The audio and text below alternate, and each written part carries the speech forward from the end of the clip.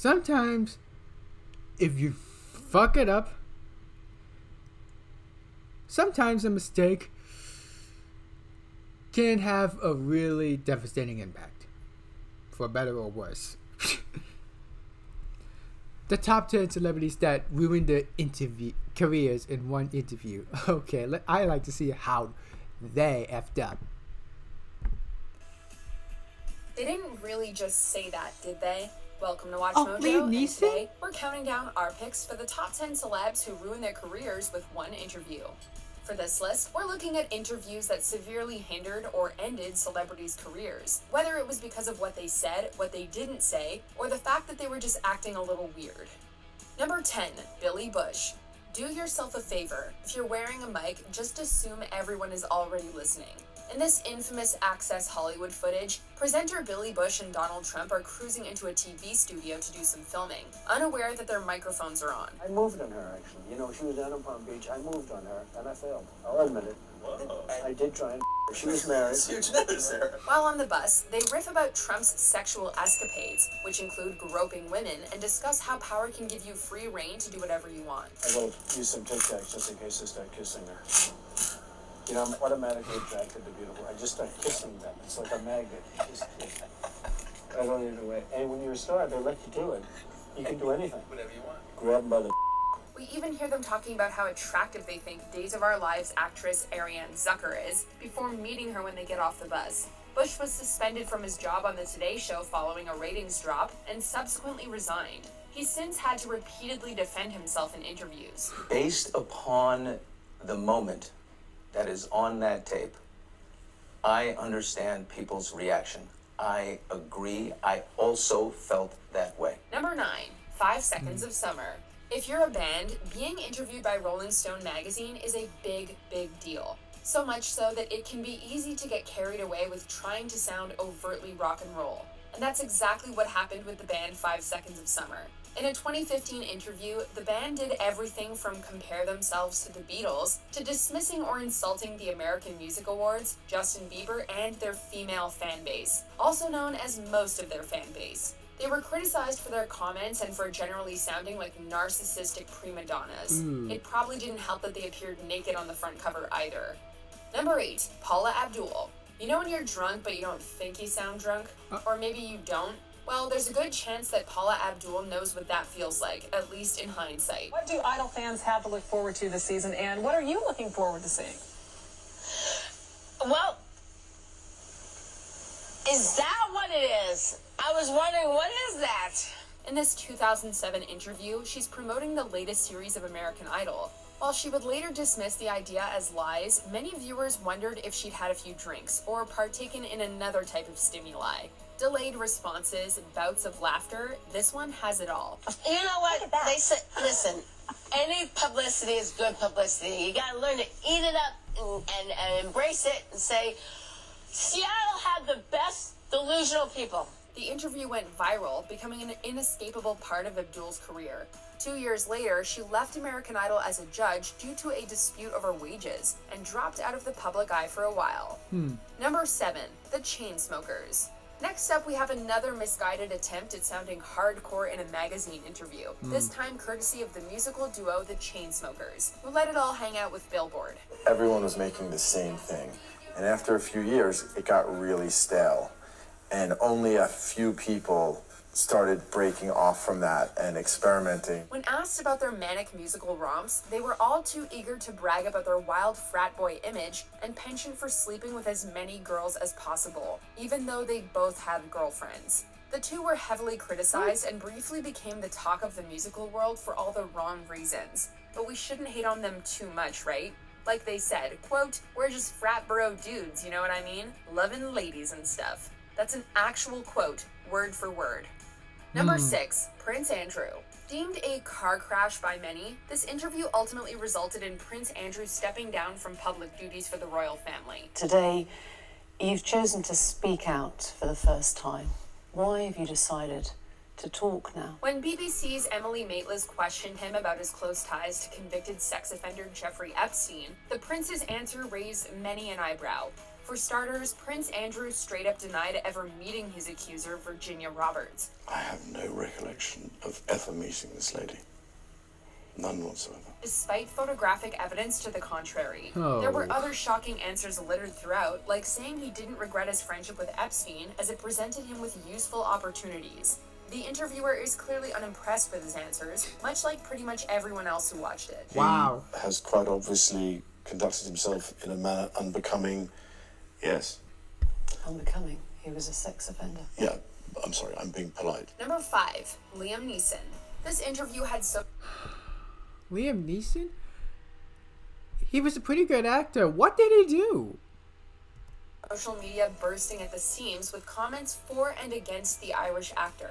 While promoting one of his movies, Neeson opened up in an interview about the time one of his close friends was raped by a black man. To get rid of this, and I'm not racist. This was nearly 40 years ago, but because I was brought up in, maybe I'm rabbiting on, Rob, so forgive me. I was brought up in the north of Ireland and brought up in the Troubles. He said that after finding out, he walked the streets looking for trouble, hoping to kill a black man, before realizing that what he was doing was wrong, and feeling ashamed of himself. Many branded him a racist, while others defended his honesty, including celebrities such as Trevor Noah and Whoopi Goldberg. Because I believe that Liam Neeson deserves a medal, and I'll tell you why. It may not have destroyed his career, but it certainly put a fork in the road of his likability. Number 4, Katherine Heigl. Heigl has long had a reputation for being difficult to work with, but a 2008 interview with Vanity Fair proved particularly damning when she criticized the movie Knocked Up, which she'd just starred in. She branded the movie, quote, a little sexist, and critiqued the way in which it portrays women, which frustrated people, considering that she'd decided to be in the movie. A year later, she starred in the movie The Ugly Truth, which was widely panned as misogynistic. This delightful creature. I'm your producer. I like a woman on top. As a result of the entire episode, already hesitant directors were given yet another reason to be cautious about working with her. I'm gonna be really honest right now. I'm not. I know I'm not. Yeah. I don't have to think about it. I'm not a rude person. I'm not an unkind or mean person. Number 3, Megan Fox. As a general rule... Okay, Megan Fox. I heard that she's been given shit and some people do not like her. What did she do to drove a final nail in her coffin? Well, it's probably not a good idea to compare the director you're working with to Hitler. But that's what Transformers star Megan Fox did in an interview with British magazine Wonderland. Talking about Michael Bay's conduct on set, Fox compared the director to the Nazi leader, which was soon all over the media. Whoa, nice headers. You've got a high-rise double-pump carburetor. That's pretty impressive, Sam. Double pump? It ultimately resulted in her being fired from the Transformers franchise, but not by Bay.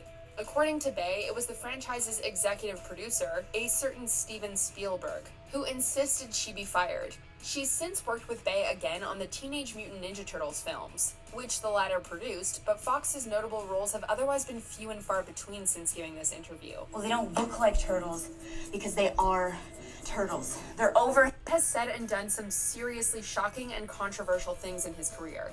But the reason he's on today's list may surprise you.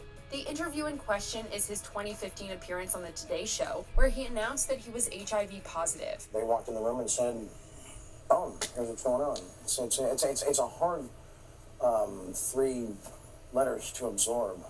You know, it's a turning point in one's life. While some praised his bravery, many criticized the fact that it had taken him 4 years to go public with it, stating that it could have endangered his sexual partners. Were these people that you had sexual contact with and were claiming that you had transmitted the virus to them, or were these people who simply found out about your status and were threatening to tell the world? People also took aim at Sheen's surprisingly calm demeanor as he told of his diagnosis and battle with people blackmailing him.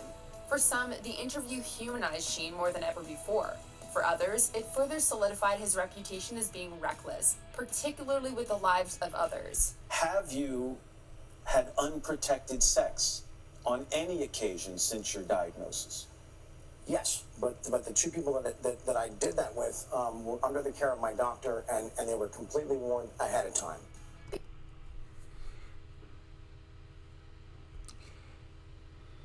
In case some of you don't know, I've heard that from the nostalgia critic that Food Fight, the movie that took 10 years to make, is considered to be one of the worst films ever, may have turned Charlie Sheen insane.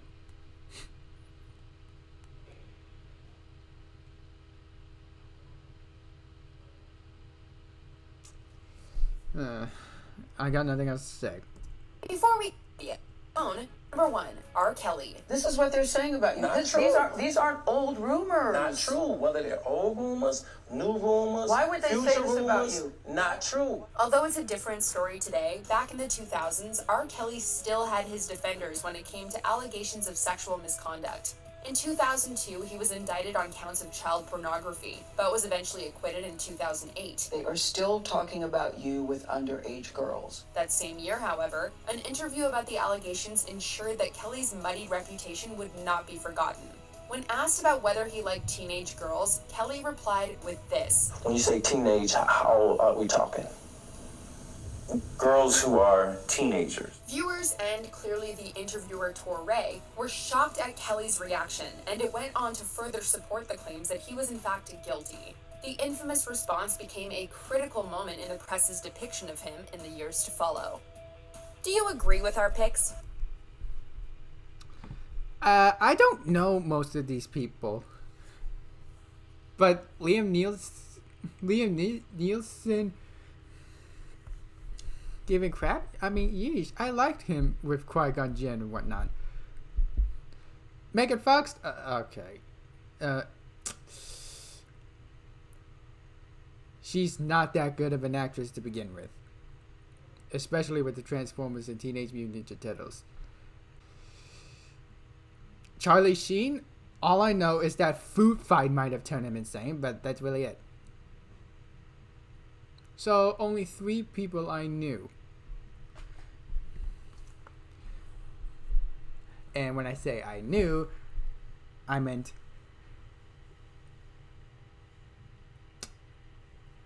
the ones I'm familiar with. I got nothing to say, but they done fucked it up. Whether I know them or not, apparently. I do wonder, is it possible to bounce back, assuming if the controversial topic isn't that bad to begin with? I mean, yeesh. I would just hate to do something unintentionally controversial and whatnot and get ruined for it. I mean, some people are innocent, some people are trying to hide it, but yeah.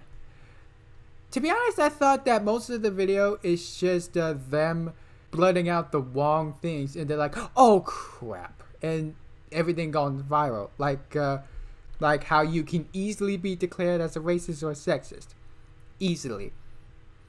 Because nowadays people are offended even more, easily offensive.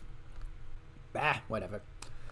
If you like what you see, please consider liking and subscribing. Hope you have a good day or night, and take care.